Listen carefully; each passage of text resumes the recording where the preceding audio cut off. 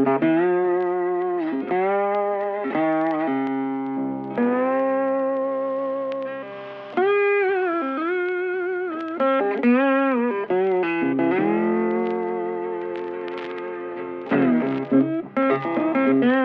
you don't know the nickel trick? I don't. So middle of the bar, you should be able to get a nickel in between one drive link, and then when you tighten the chain down, you do the same thing. So you put it in, you put pressure on the nose, you snug the chain down till the tensioner stops. The screwdriver spring will basically slip as you're turning it. And when that happens, tighten up the bar nuts, make sure you got pressure on the nose, and you're good to go. You know about pressure on the nose? Absolutely. Okay, because that little bit of movement will cause that chain to loosen. We sell to a lot of residential. Right. They don't have a clue about chain tension. They're always... If I can't get it in, it's too tight, you're going to burn up your bar, you're going to burn up your chain, you're going to put excessive wear on the crank. Yeah. Right? And so all of that has a massive effect. People don't understand that this little bit of adjustment has a major effect on components back here. Right. And up here. Yeah. Right? So you smoke your bar, you ruin the tie straps on the chain, you prematurely go through dry sprockets, and all of that wear ends up right on that oil seal on the crank on the clutch side. And then you're wearing out parts. It's so simple. And what I tell people, right, it's the least expensive tool in your toolbox that'll save you the most money, right? Because if you think about it, right, a loose chain, you're just inherently asking for injury, right? And if we can avoid all of that, and then of course when you throw a chain, you get the dings on the drive sprocket. I mean on the drive links. Hard to fix if you can. And then people don't take the time, and they'll either do a really unsafe method of running that chain back in, or they toss it and they end up spending money on another one. Yeah. So the nickel is your best friend. I prefer the Benjamins myself. Speaking of Benjamins, last night at the casino, oh my God. You're going home? Are you going home a happy man? I'm going home a happy man. That's good. My $100 investment more than quadruple. There you go. So I love it when I can take some money back. You should probably quit while you're ahead. I did. That's what I did. So I have a rule. Once I hit 4 times the amount I invested, I'm out the door. There you go. Well, as long as we got this thing right here on the bench, let's take a quick look. Yes, this is new. Pop it open. What, the muffler? Muffler design is new exhaust because it's a brand new cylinder. So everything changes internally, everything changes externally. So I'm curious to know if they did the same lack of baffling in this exhaust like they did in the 592. Okay. Because there's very little baffling in that 592. Right. Yes. And so... And you hear it. And you can hear it in this, and that's why I think when this thing hits the rev limiter, and we're going to be above 15 grand again on RPMs. Okay. So super high speed, less torque. Yep. However, with that, it's very competitive to a 70cc saw. Well, actually, 5.4 horsepower on this. I have the specs laying around here. 5.6 on our 572. Yeah. That's real close. This will run side by side with a 565. I printed out the specs this morning, and I was surprised to see that it was like 0.4 of a horse difference. Yeah, it's only 2. Is it 0.2? Yep, 0.2 from a 572. Well, where did I put it? We got the circular filter, so we got more air intake. Well, that's one thing that Husqvarna does such a good job on. Their saws breathe so well. Well, it's the whole air injection thing, right? Yeah. And, when it first came out, when we first introduced that, Stihl went right to the public and said, oh, it's a myth, it doesn't work. No. And now, you can look at Stihl saws and say, oh, hey, what design are they using? Exactly. Right? And so I don't mind talking about that because, they created that. Oh, yeah. Right? Well, I've ran similar size saws for both brands for like a couple tanks. Unbelievable the difference. Yeah, how there's no debris on those filters, whereas the Stihls are just clogged. Well, this has run 5 weekends worth of tree cutting plus 2 major trade shows and then probably 10 demo opportunities. And is that filter unique to this saw then? Yep. I'll take that any day of the week. Yeah. So the injector sits right here. It's the black component. So once you pull the horn off for the air filter, Yep. you're right at the injector. And we have, And the injector takes about 6 minutes to replace. so really the heart of this is going to be the fuel pump behind here. Yep. And then, you know, just like with any other saw, with auto tune, with carbureted, it's all about fuel quality, right? And Sure. you know, we have that discussion all the time in tech training. We have that discussion all the time in sales. You know, if you're going to run crap, expect crap. But if you're going to run good fuel, which you should be, right? You know, the fuel changes when you go from a Toyota Tercel to a Ferrari, right? And There's a reason. there's a reason. All right. And then below here, this is part of the control So, unit. yep. And now it's just purge and pull, Purge and pull. and you're gone. If I said prime and pull, would you get, I would be upset. would you? Yeah. Because you're not really priming. You're not priming. And so people get that confused all the time because they think that because it has that bulb, that this is a primer, and it's absolutely not. We are not putting any fuel into the cylinder at all. So Correct. this is only recirculating fuel from the tank through the fuel system, through the purge, back into the tank. Purging the air and out.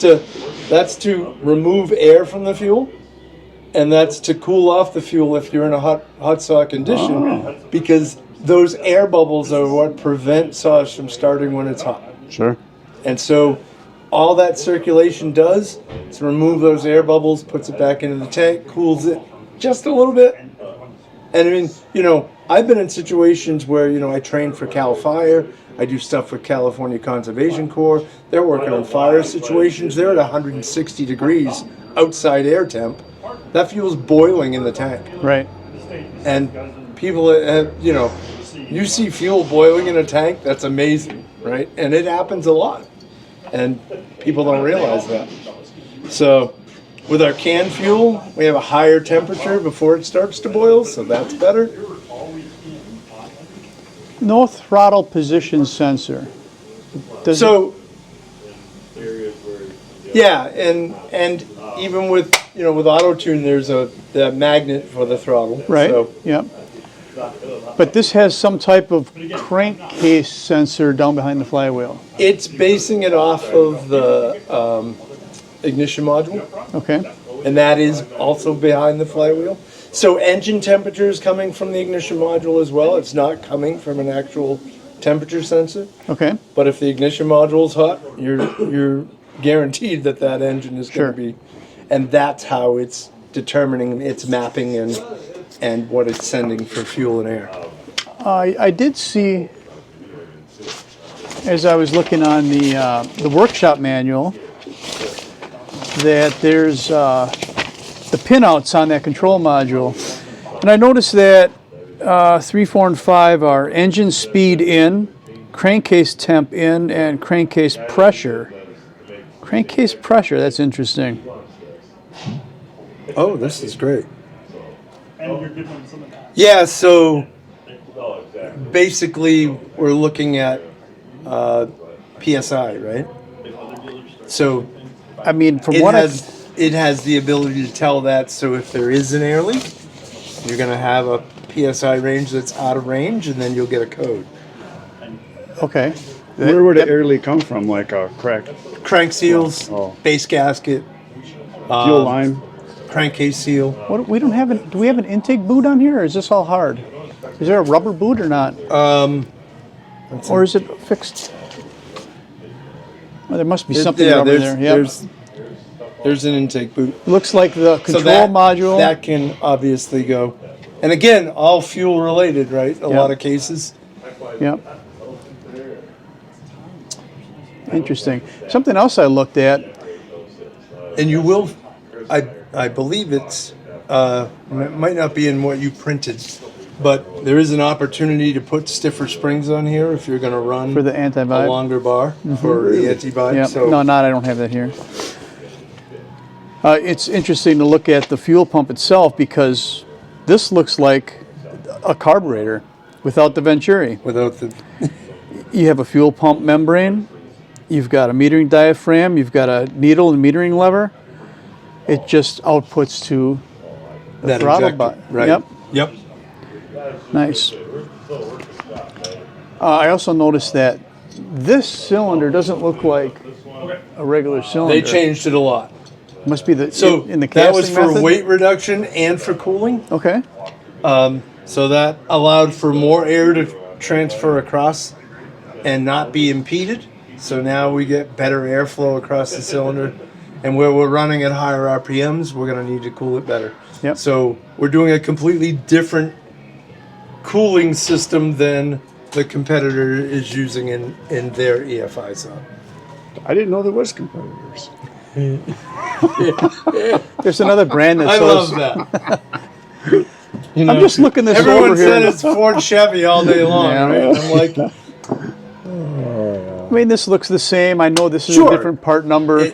There's a different Yeah, and this feel changed a to little this bit as well. design right here. This is looks like someone else designed it rather than the last guy. That and what I haven't seen is what the wrap is going to look like on this. So I'm excited to see that. you have the, it can accept the bigger felling dogs Yep. on the cover. Or a second dogs, you For mean? a second. Second set of dogs, right? It's probably They're going to be offered- a bigger set because with the wrap handle, you'll have Yeah. a bigger cylinder, clutch cover, sorry. And so it should be a bigger inside spike and Right. second spike. And that's the way the 562 is offered Sure, right now, with right. this or with a pair of bigger ones. Yep. Stainless muffler, I assume. Stainless muffler. And again, I think design internally is going to be similar to the 592 because when this thing winds up, you know it. It's plugs and muffs. Yeah. That's what I do. Yeah. All right. So 3 screws to access the fuel pump. Yep. Looks like this one goes through the anti-vibe. So the cover and the vibe would come off together. Correct. Stop switch is pretty basic. What am I? It's actually- similar. It's, the same basic situation. It's just a little smaller tab, but you don't have to do anything other than push down. Nice. What's nice is that with heavy gloves on in the wintertime, you don't bump it. Yeah. Yep. And down makes way more sense than up. Yep. Yeah, the up is Just saying. Yep. Right. Ergonomically, we are very smart in the fact that that's it. It is down and done. That's the only way to do it right. Yep. Oh, I want to see one more thing. I noticed that the newer Husqvarnas, sure enough, they're putting the serial number underneath Yeah, here they now, put it on the cylinder now. which is a good spot because it doesn't get scratched off, Right.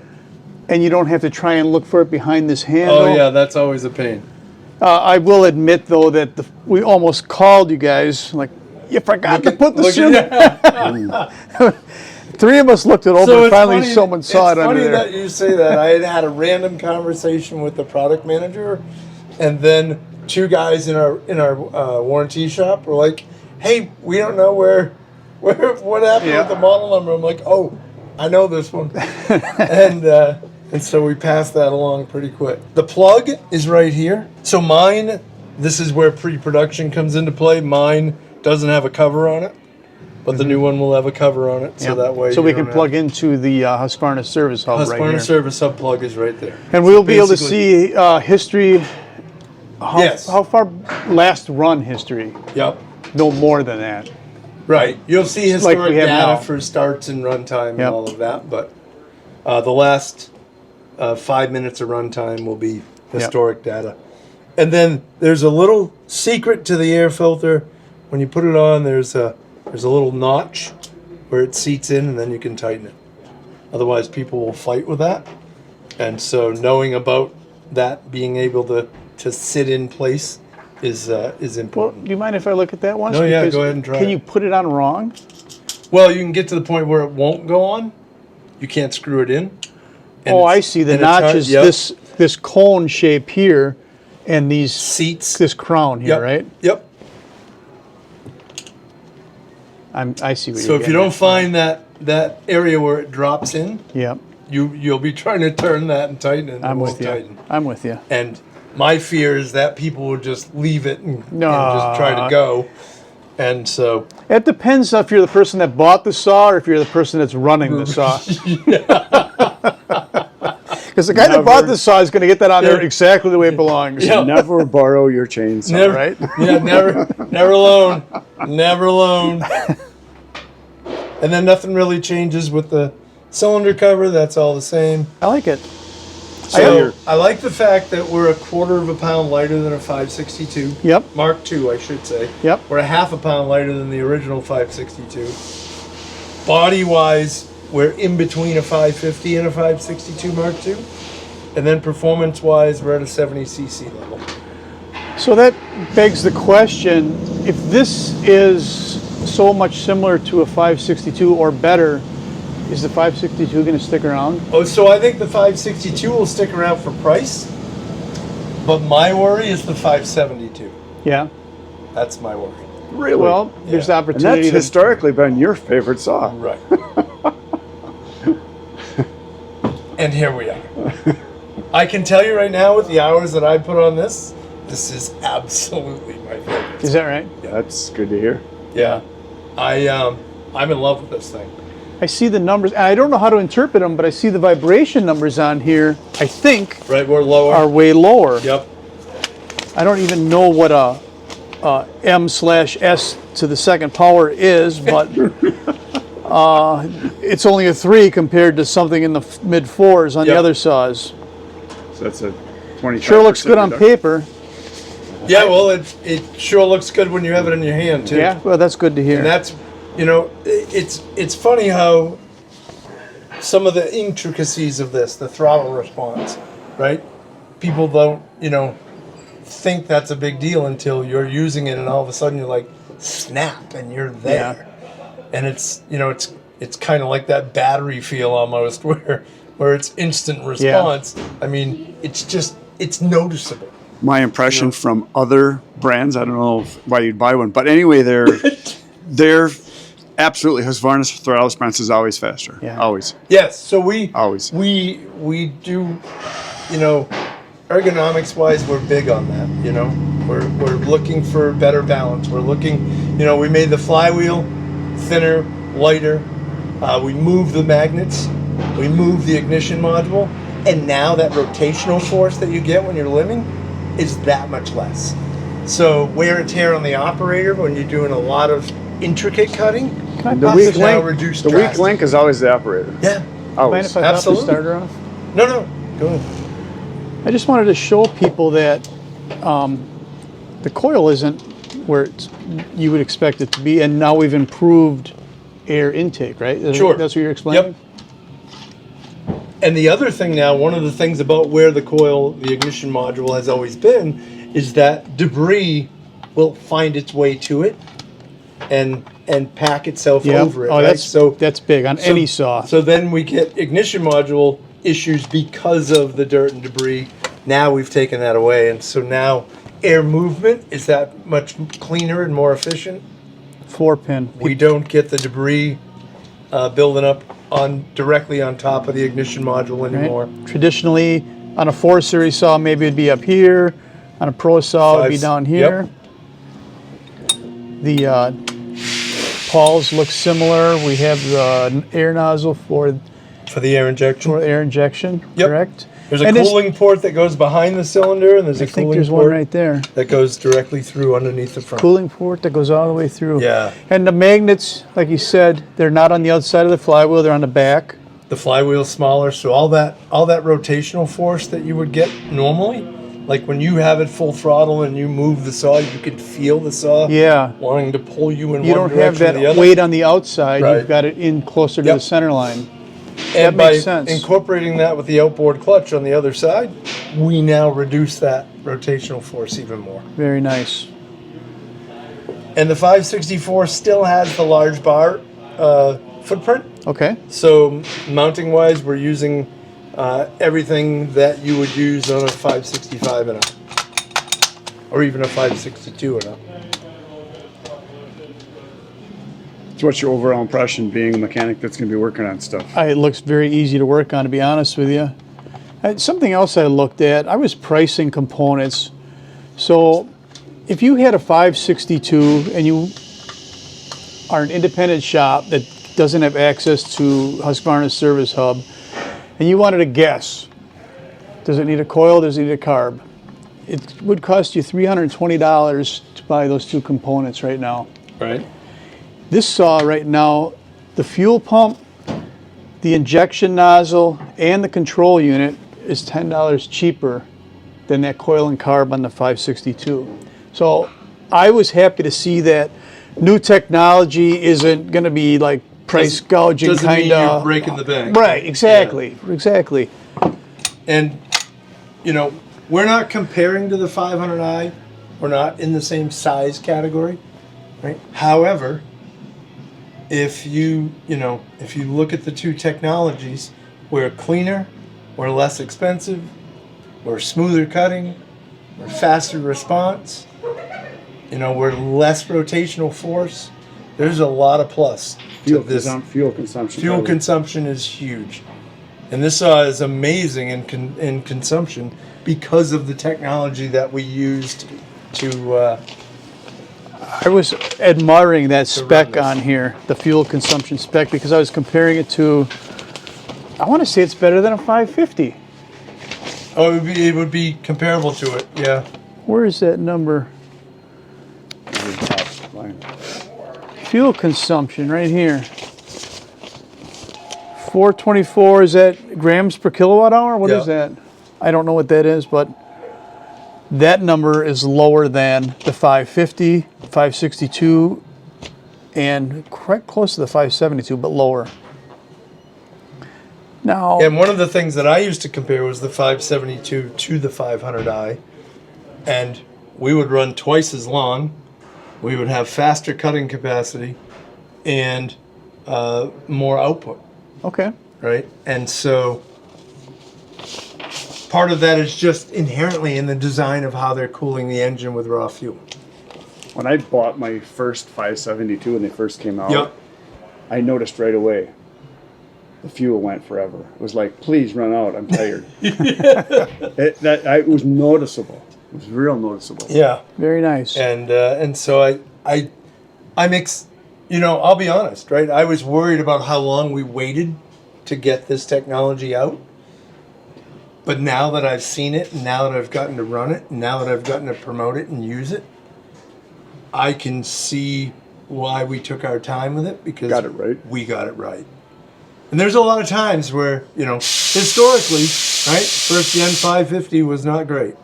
The first gen 562 was not great. I think we used lessons learned Yeah. to make sure that this was correct. But this has been in the European market for a year now, or in testing? Yeah, 8 months. I've seen a lot of videos overseas of this. Yep. Nice. And so we have 2 H team members that have had each of these, and they're running them in primarily in timber harvesting. And they're running them with 28 and 32 inch bars. It's rated for 28. And both of those bar lengths that they're running are full comp. So they're not running skip. They're running full comp, and they're burying stuff into big wood. And so I see this, in different markets now that I wasn't really sure it was going to be able to handle.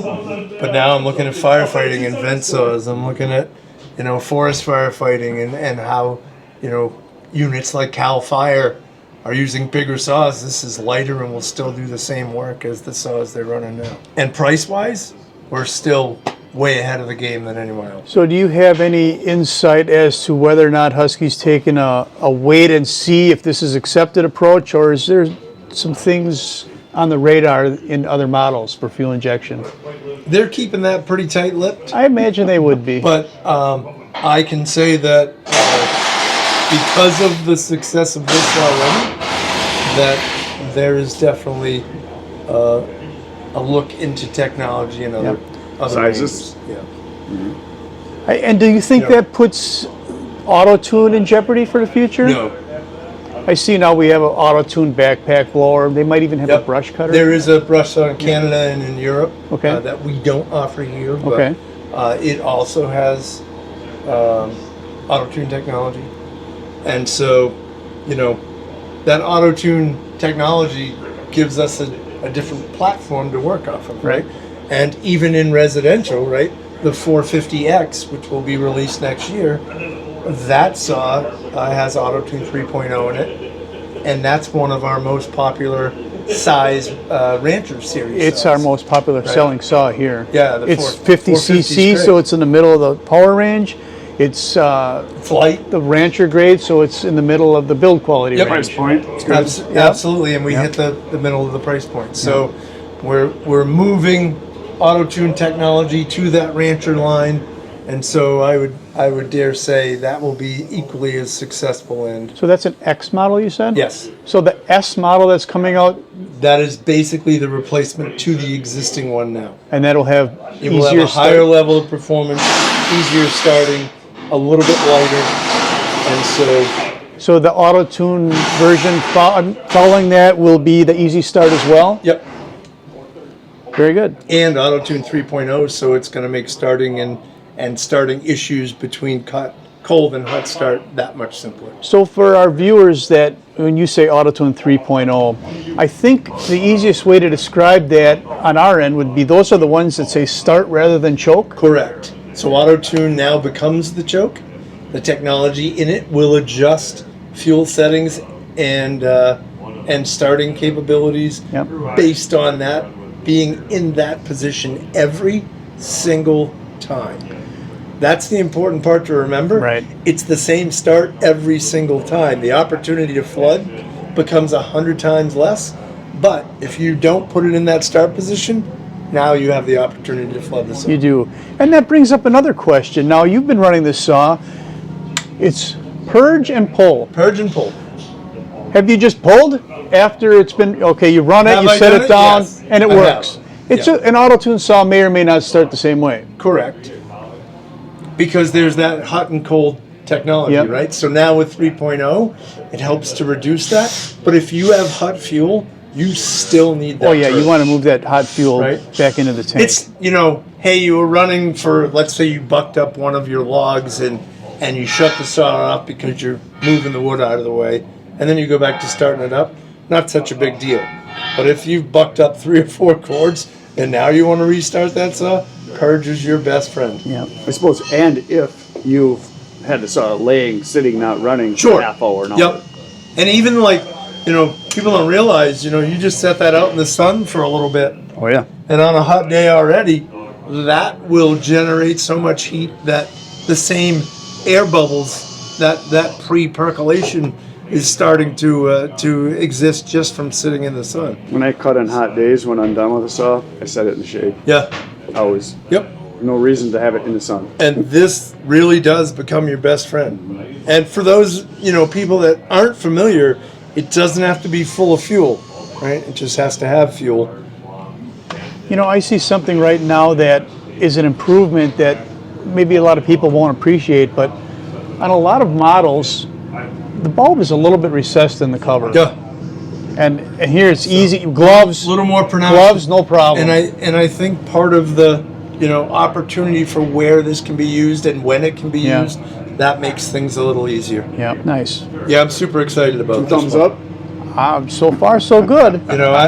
I've been at Husqvarna for 8.5 years, and the most euphoric moment I've had was my hiring date, and then the first day that I got to use this. Now, what about last night at the casino?